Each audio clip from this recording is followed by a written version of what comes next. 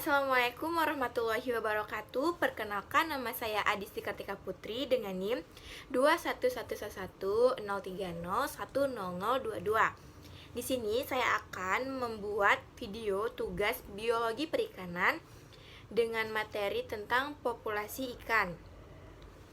Yang dimana stok ikan yang terus menerus setiap tahunnya, dan mungkin ketika terlalu berlebihan banyak penangkapan ikan akan menyebabkan populasi ikan menurun. Nah, pada video itu menyebutkan stok ikan yang terus menurun setiap tahunnya, dan mungkin karena terlalu banyak menangkap ikan, tetapi jumlahnya tetap sama dari tahun ke tahun. Nah, ketika kalau diperhatikan, jumlah kapal semakin banyak, ukuran kapal semakin besar, dan teknologi yang semakin maju. Nah, yang didapatkan pada video juga, jumlah upaya yang dilakukan untuk menangkap ikan semakin meningkat, namun hasil dari tangkapannya itu sedikit. Nah, di video juga menjelaskan semakin banyak upaya penangkapan, hasil juga tidak terlalu banyak gitu, yang mengakibatkan berarti populasi ikan di suatu perairan tersebut itu menurun. Nah, maka dari itu saran saya, kan penangkapan ikan harus dikurangi stok tertentu. Maksudnya penangkapan ikan boleh saja, namun kita harus mengikuti kebijakan-kebijakan yang tertentukan, seperti upayanya berapa, pokoknya semua harus diperhatikan.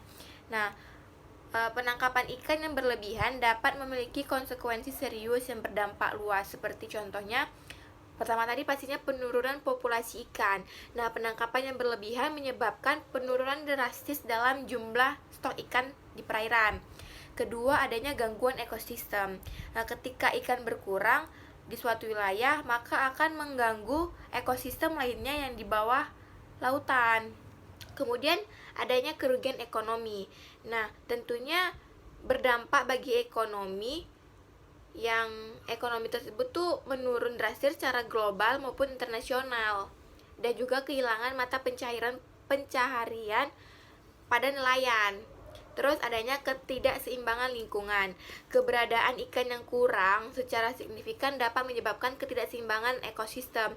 Contohnya itu pada peningkatan populasi ikan itu tidak berkembang, dan predator ikan yang kecil atau gangguan pada ekosistem karang. Nah, pastinya ada langkah-langkah agar suatu populasi ikan terjaga. Salah satunya kerja antar sama kebijakan dan pemerintah, yang dimana pemeran pemerintah itu sebagai penetapan kawasan perlindungan, mengeluarkan surat peraturan tentang peningkatan penangkapan. Kemudian pembatasan penangkapan, menetapkan kuota penangkapan yang masuk akal untuk mencegah eksploitasi berlebihan. Masuk juga ke dalam peraturan perundang-undangan dari pemerintahan, dikeluarkanlah surat tersebut.